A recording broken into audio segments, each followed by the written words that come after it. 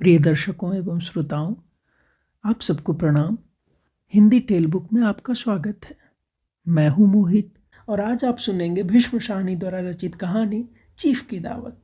तो आइए हंसते मुस्कुराते शुरू करते हैं आज की कहानी। आज मिस्टर श्यामनाथ के घर चीफ की दावत थी। श्यामनाथ और उनकी धर्मपत्नी को पसीना पोंछने की फुर्सत न थी। पत्नी ड्रेसिंग गाउन पहने उलझे हुए बालों का जूड़ा बनाए, मुंह पर फैली हुई सुर्खी और पाउडर को मले, और मिस्टर श्यामनाथ सिगरेट पर सिगरेट फूंकते हुए चीज़ों की फेहरिस्त हाथ में थामे एक कमरे से दूसरे कमरे में आ जा रहे थे। आखिर 5 बजते बजते तैयारी मुकम्मल होने लगी। कुर्सियाँ, मेज, तिपाइयाँ, नैपकिन, फूल सब बरामदे में पहुँच गए। ड्रिंक का इंतजाम बैठक में कर दिया गया। अब घर का फालतू सामान अलमारियों के पीछे और पलंगों के नीचे छिपाया जाने लगा। तभी श्यामनाथ के सामने सहसा एक अड़चन खड़ी हो गई। माँ का क्या होगा? इस बात की ओर न उनका न उनकी कुशल गृहिणी का ध्यान गया था। मिस्टर श्यामनाथ श्रीमती की ओर घूमकर अंग्रेजी में बोले, माँ का क्या होगा? श्रीमती काम करते करते ठहर गई और थोड़ी देर सोचने के बाद बोली, इन्हें पिछवाड़े उनकी सहेली के घर भेज दो, रात भर बेशक वहीं रह, कल आ जाए। श्यामनाथ सिगरेट मुंह में रखे सिकुड़ी आंखों से श्रीमती के चेहरे की ओर देखते हुए पल भर सोचते रहे, फिर सिर हिलाकर बोले, नहीं नहीं नहीं, मैं नहीं चाहता कि उस बुढ़िया का आना जाना यहाँ फिर से शुरू हो। पहले बड़ी मुश्किल से बंद किया था। माँ से कहें कि जल्दी ही खाना खा के शाम को अपनी कोठरी में चली जाए। मेहमान कहीं 8 बजे आएंगे, इससे पहले ही अपने काम से निपट ले। सुझाव ठीक था, दोनों को पसंद आया, मगर फिर सहसा श्रीमती बोल उठी, जो वह सो गई और नींद में खर्राटे लेने लगी तो साथ ही तो बरामदा है जहाँ लोग खाना खाएंगे। तो इन्हें कह देंगे कि अंदर से दरवाज़ा बंद कर ले, मैं बाहर से ताला लगा दूंगा, या माँ को कह देता हूँ कि अंदर जाकर सोए नहीं, बैठे रहे, और क्या। और जो सो गई तो डिनर का क्या मालूम कब तक चले, 11 बजे तक तो तुम ड्रिंक ही करते रहते हो। श्यामनाथ कुछ खींच उठे, हाथ झटकते हुए बोले, अच्छी भली या भाई के पास जा रही थी, तुमने यूं ही खुद को अच्छा बनने के लिए बीच में टांग अड़ा दी। वाह, तुम माँ और बेटे की बातों में मैं क्यों बुरी बनूं, तुम जानो और वह जाने। मिस्टर श्यामनाथ चुप रहे।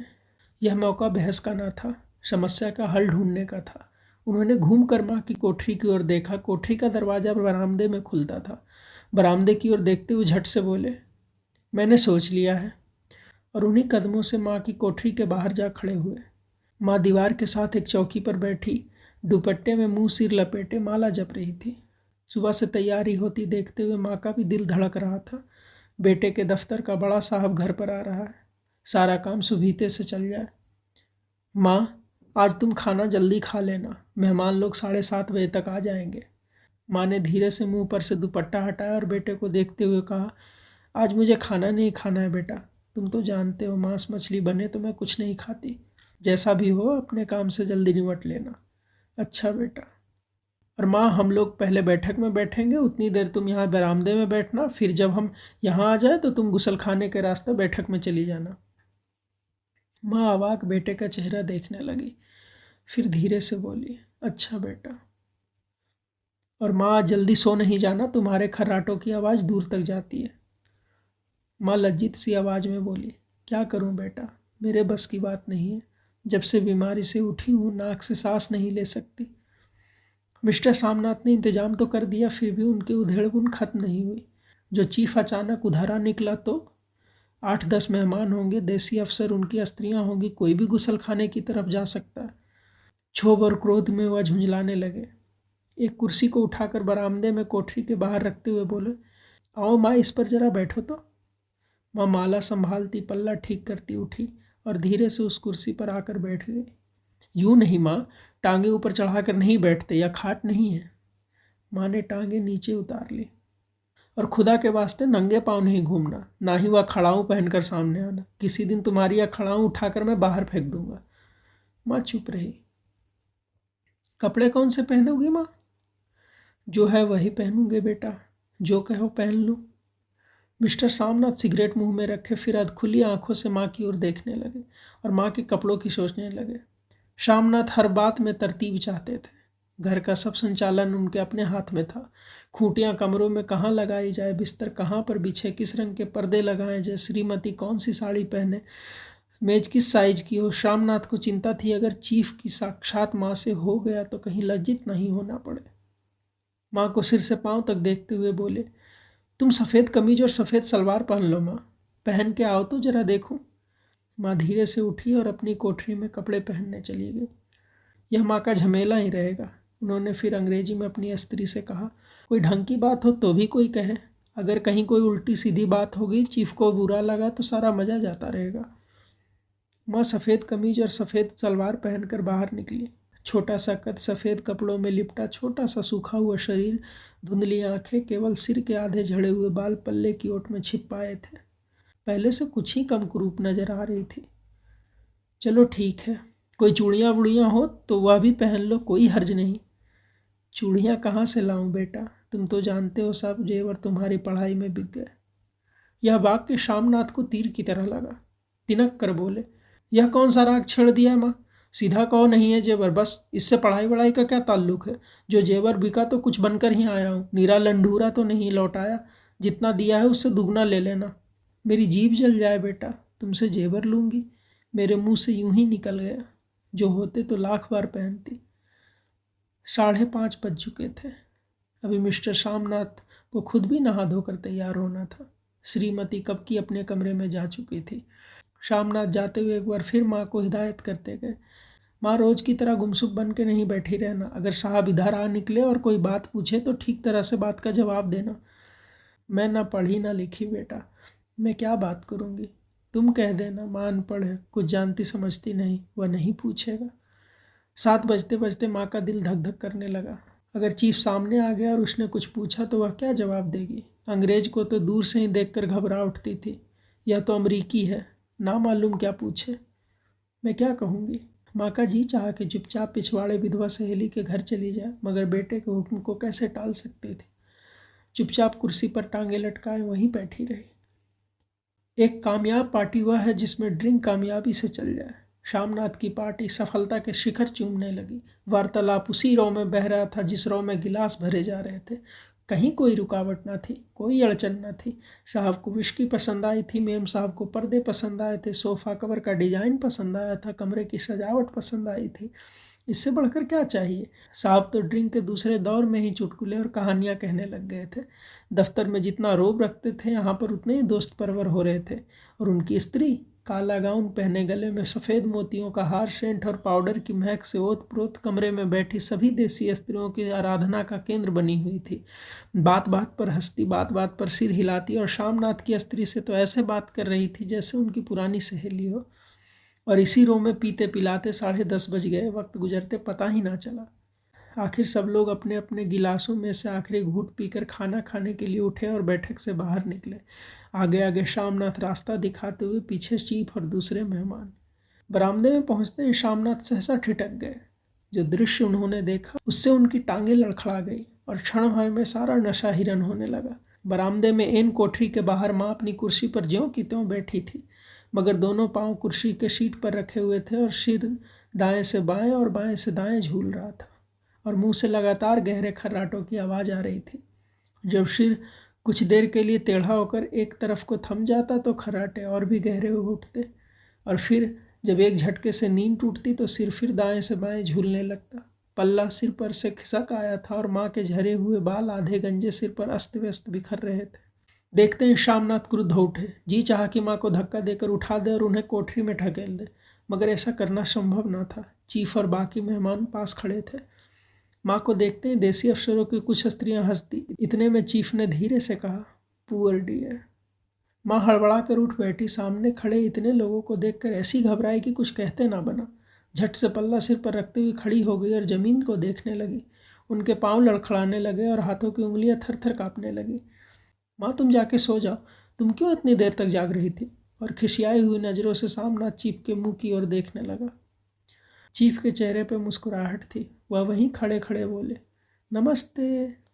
माँ ने झिझकते हुए अपने में सिमटते हुए दोनों हाथ जोड़े, मगर एक हाथ दुपट्टे के अंदर माला को पकड़े हुए था, दूसरा बाहर। ठीक तरह से नमस्ते भी ना कर पाई। श्यामनाथ इस पर भी खिन्न हो उठे। इतने में चीफ अपना दायां हाथ हाथ मिलाने के लिए माँ के आगे किया। माँ और भी घबरा उठी। माँ हाथ मिलाओ। पर हाथ कैसे मिलाती, दाएं हाथ में तो माला थी। घबराहट में माँ ने बायां हाथ ही साहब के दाएं हाथ पे रख दिया। शामनाथ दिल ही दिल में जल उठे। देसी अफसरों की स्त्रियां खिलखिलाकर हंस पड़ी। यूं नहीं माँ, तुम तो जानती हूँ दायां हाथ मिलाया जाता है, दायां हाथ मिलाओ। मगर तब तक चीफ माँ का बायां हाथ ही बार बार हिलाकर कह रहे थे, हाउ डू यू डू। कहो माँ, मैं ठीक हूँ, खैरियत से हूँ। माँ कुछ बड़बड़ाई। माँ कहती है, मैं ठीक हूँ। कहो माँ, हाउ डू यू डू। माँ धीरे से सकुचाते हुए बोली, हाउ डू डू। एक बार फिर कह कहा उठा। वातावरण हल्का होने लगा। साहब ने स्थिति संभाल ली थी। लोग हंसने चाहकने लगे थे। शामनाथ के मन का क्षोभ भी कुछ कुछ कम होने लगा था। साहब अपने हाथ में माँ का हाथ अब भी पकड़े हुए थे और माँ सिकुड़ी जा रही थी। साहब के मुंह से शराब की बू आ रही थी।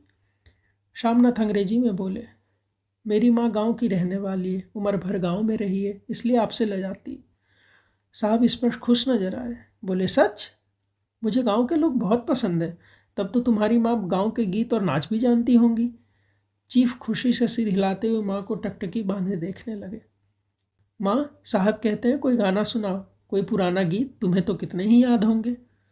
माँ धीरे से बोली, मैं क्या गाऊंगी बेटा, मैंने कब गाया है। वाह माँ, मेहमान का कहा भी कोई टालता है।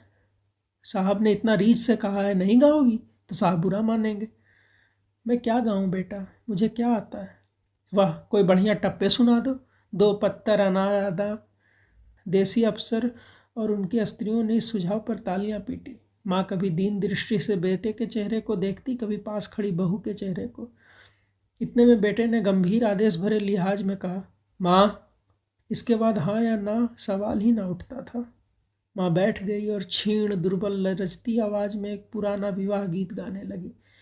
हरियाणी माए हरियाणी भेड़े, हरियाते भागी भरिया है। देसी स्त्रियां खिलखिला के हंस उठी। 3 पंक्तियां गा के माँ चुप हो गई। बरामदा तालियों से गूंज उठा। साहब तालियां पीटना बंद ही ना करते थे। शामनाथ की खींच प्रसन्नता और गर्व में बदल उठी थी। माँ ने पार्टी में नया रंग भर दिया था। तालियां थमने पर साहब बोले, पंजाब के गांव की दस्तकारी क्या है। शामनाथ खुशी में झूम रहे थे। बोले, वो बहुत कुछ साहब, मैं आपको एक सेट उन चीज़ों की भेंट करूंगा, आप उन्हें देखकर खुश होंगे। मगर साहब ने सिर हिलाकर अंग्रेजी में फिर पूछा, नहीं, मैं दुकानों की चीज़ नहीं मांगता। पंजाबियों के घरों में क्या बनता है, औरतें खुद क्या बनाती हैं। शामनाथ कुछ सोचते हुए बोले, लड़कियां गुड़ियाँ बनाती हैं और फुलकारियाँ बनाती हैं। फुलकारी क्या। शामनाथ फुलकारी का मतलब समझाने की असफल चेष्टा करने के बाद माँ को बोले, क्यों माँ, कोई पुरानी फुलकारी घर में है। माँ चुपचाप अंदर गई और अपनी पुरानी फुलकारी उठा लाई। साहब बड़ी रुचि से फुलकारी देखने लगे। पुरानी फुलकारी थी, जगह जगह से उसके तागे टूट रहे थे, कपड़ा फटने लगा था। साहब की रुचि को देखकर शामनाथ बोले, यह फटी हुई है साहब, मैं आपको नई बनवा दूंगा। माँ बना देंगी। क्यों माँ, साहब को फुलकारी बहुत पसंद है, इन्हें ऐसी ही एक फुलकारी बना दोगी ना। माँ चुप रही, फिर डरते डरते धीरे से बोली, अब मेरी नज़र कहाँ है बेटा, बूढ़ी आंखें क्या देखेंगी। मगर माँ का वाक बीच में ही तोड़ते हुए शामनाथ साहब को बोले, वह जरूर बना देगी, आप उसे देखकर खुश होंगे। साहब ने सिर हिलाया, धन्यवाद किया और हल्के हल्के झूमते हुए खाने की मेज की ओर बढ़ गए। बाकी मेहमान भी उनके पीछे पीछे हो लिए। जब मेहमान बैठ गए और माँ पर से सबकी नज़र हट गई तो माँ धीरे से कुर्सी पर से उठी और सबसे नज़रें बचाते हुए अपनी कोठरी में चली गई। मगर कोठरी में बैठने की देर थी कि आंखों में छल छल आंसू बहने लगे। वह दुपट्टे से बार बार उन्हें पोंछती, पर वह बार बार उमड़ आते, जैसे बरसों का बांध तोड़कर उमड़ आए हों। माँ ने बहुतेरा दिल को समझाया, हाथ जोड़े, भगवान का नाम लिया और बेटे के चिरायु होने की प्रार्थना की। बार बार आंखें बंद की, मगर आंसू के बरसात पानी की तरह जैसे थमते ही ना आते थे। आधी रात का वक्त होगा। मेहमान खाना खाकर एक एक करके जा चुके थे। माँ दीवार से सटकर बैठी, आंखें फाड़े दीवार को देखी जा रही थी। घर के वातावरण में तनाव ढीला पड़ चुका था। मोहल्ले की निस्तब्धता शामनाथ के घर भी छा चुकी थी। केवल रसोई में प्लेटों के खनकने की आवाज़ आ रही थी। तभी सहसा माँ की कोठरी का दरवाज़ा जोर से खटकने लगा। माँ, दरवाज़ा खोलो। माँ का दिल बैठ गया। हड़बड़ाकर उठ बैठी। क्या मुझसे फिर कोई भूल हो गई। माँ कितनी देर से अपने आप को कोस रही थी कि क्यों उन्हें नींद आ गई, क्यों वह ऊँघने लगी। क्या बेटे ने अभी तक क्षमा नहीं किया। माँ उठी और कांपते हाथों से दरवाज़ा खोल दिया। दरवाजे खुलते ही शामनाथ झूमते हुए आगे बढ़ाया और माँ को आलिंगन में भर लिया। ओ अम्मी, तुमने तो आज रंग ला दिया। साहब तुमसे इतना खुश हुआ कि क्या कहूँ। ओ अम्मी, अम्मी। माँ की छोटी सी काया सिमट कर बेटे के आलिंगन में छिप गई। माँ की आंखों में फिर से आंसू आ गए। उन्हें पोंछती हुई धीरे से बोली, बेटा तुम मुझे हरिद्वार भेज दो, मैं कब से कह रही हूँ। शामनाथ का झूमना सहसा बंद हो गया और उनकी पेशानी पर फिर से तनाव के बल पड़ने लगे। उनके बाहें माँ के शरीर पर से हटाई। क्या कहा माँ? यह कौन सा राग तुमने फिर छेड़ दिया? शामनाथ का क्रोध बढ़ने लगा था। बोलते गए, तुम मुझे बदनाम करना चाहती हो ताकि दुनिया कहे कि बेटा माँ को अपने पास नहीं रख सकता। नहीं बेटा, अब तुम अपनी बहू के साथ जैसा मन चाहे रहो। मैंने अपना खा पहन लिया। अब यहाँ क्या करूँगी? जो थोड़े दिन जिंदगानी के बाकी हैं भगवान का नाम लूँगी। तुम मुझे हरिद्वार भेज दो। तुम चली जाओगी तो फुलकारी कौन बनाएगा? साहब से तुम्हारे सामने ही फुलकारी देने का इकरार किया है। मेरी आंखें अब नहीं है बेटा जो फुलकारी बना सकूं। तुम कहीं और से बनवा लो, बनी बनाई ले लो। माँ तुम मुझे धोखा दे के यूं चली जाओगी? मेरा बनता काम बिगाड़ोगी? जानती नहीं साहब खुश होगा तो मुझे तरक्की मिलेगी। माँ चुप हो गई। फिर बेटे के मुंह की ओर देखती हुई बोली, क्या तेरी तरक्की होगी? क्या साहब तेरी तरक्की कर देगा? क्या उसने कुछ कहा है? कहा नहीं, मगर देखती नहीं कितना खुश गया है। कहता था जब तेरी माँ फुलकारी बनाना शुरू कर देंगी तो मैं देखने आऊँगा कि कैसे बनाती है। जो साहब खुश हो गया तो मुझे इससे बड़ी नौकरी भी मिल सकती है, मैं बड़ा अफसर बन सकता हूँ। माँ के चेहरे का रंग बदलने लगा। धीरे धीरे उनका झुर्रियों भरा मुंह खिलने लगा। आंखों में हल्की हल्की चमक आने लगी। तो तेरी तरक्की होगी बेटा। तरक्की यूं ही हो जाएगी। साहब को खुश रखूंगा तो कुछ करेगा, वरना उसकी खिदमत करने वाले और थोड़े हैं। तो मैं बना दूंगी बेटा, जैसा बन पड़ेगा बना दूंगी। और माँ दिल ही दिल में फिर बेटे के उज्जवल भविष्य की कामनाएं करने लगी। और मिस्टर सामनाथ, अब सो जाओ माँ, कहते हुए तनिक लड़खड़ाते हुए अपने कमरे की ओर घूम गए।